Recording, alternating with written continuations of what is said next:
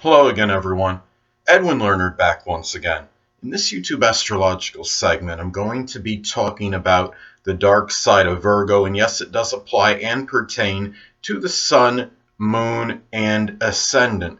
Well, anyway, people, as far as the dark side of Virgo goes, one of the things that I look at as far as any strong negative expression or manifestation of this sign is really the fact that Virgos can really be often very judgmental, very critical at their worst. You have some Virgos that might be more tactful and diplomatic, but you have some that could really be very critical, and they could be very exacting and really strongly about precision and exactitude, to the point where if something's not maybe exactly the way it was at one point, they may say something about the next. I mean, they could complain that the alignment on a car is off by half a degree and make a really big thing about it.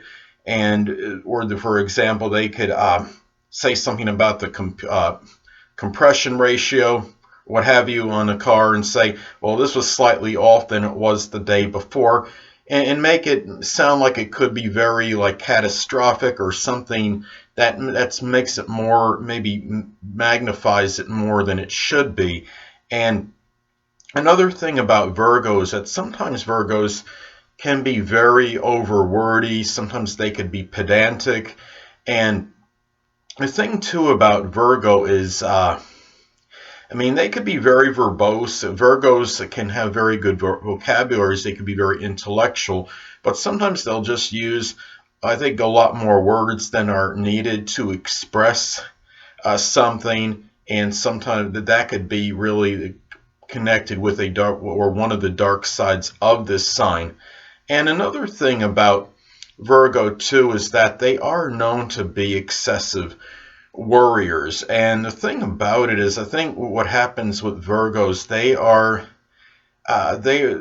they really can worry very incessantly and can be overly cynical. I think what happens is Virgos can miss on opportunities because they're taking so much time and energy analyzing something before they embark on, like, say, a project or something. Now, it's okay to be premeditative and to plan ahead, but sometimes Virgos will just do it to such an extreme that really, by the time they're done, thinking of something, whether it's a job opportunity or what have you, then the thing might actually be gone. The opportunity may be gone because of all of the worrying that is done, and sometimes the analyzing that goes on, often very extensively and for long periods. Now, another thing about Virgo is that Virgos can work, well, themselves to death. I'm not saying literally, but they can work themselves to the point where they might actually bring on some illness. They might succumb to overexertion. Virgos are often workaholics. They often work very laboriously, very hard. They're often very efficient workers, but sometimes they can work a little bit too much excessively, and this really can cause some health issues if you work yourself too much, too excessively, and that is another dark side of this sign. And another thing about this sign now is that, I think sometimes when you look at this sign, they could just be so particular about things, and to the point where they could perhaps insult someone in the process. I'll give you an example. I had a friend over my house one time, a Virgo Sun and Virgo Ascendant, and he had eaten something at the table. I don't remember if it was lunch or dinner, and we had something like, we had carrots and some kind of pasta and meat sauce or something. And what he did was he ate all the carrots real fast, firstly. And when he was completed eating the carrots, then he ate the pasta and the meat sauce. And I inquired with him about it, why did he do this? And he said, well, maybe I just like the carrots better than the pasta and meat sauce. Well, I was like, oh, that was nice.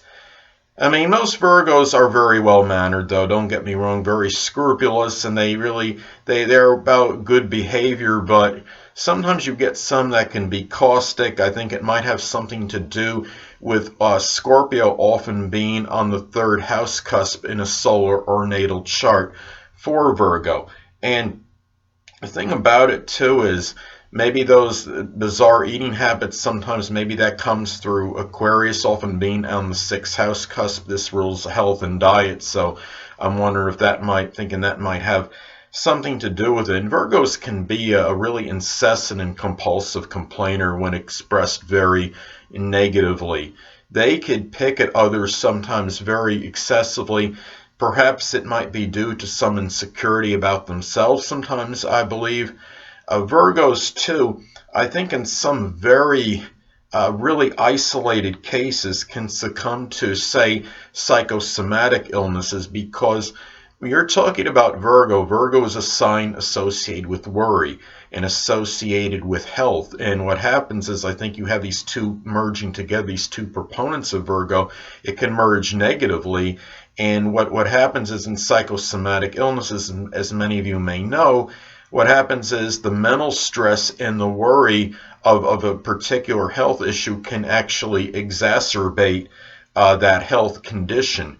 So that could be something. And also the hypochondriac tendencies of this sign. This is a sign where it seems like they may often distort or enlarge upon a certain health issue they may have. It could be that person that's got allergies and says that he or she has a terrible cold.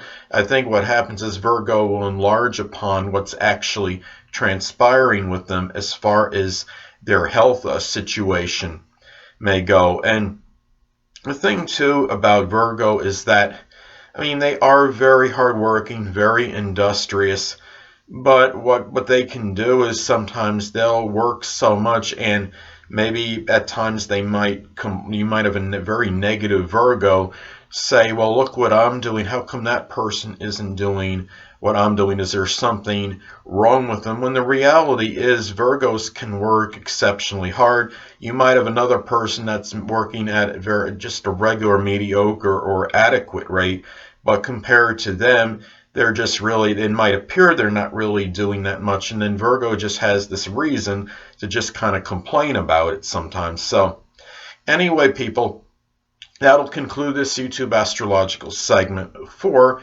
the dark side of Virgo. And stay tuned next time where I'll be talking about the dark side of Libra.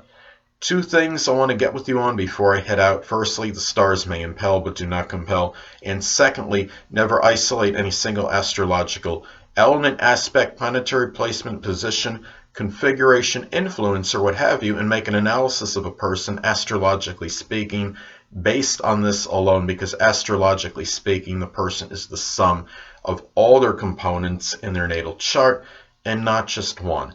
Until next time, people, stay well.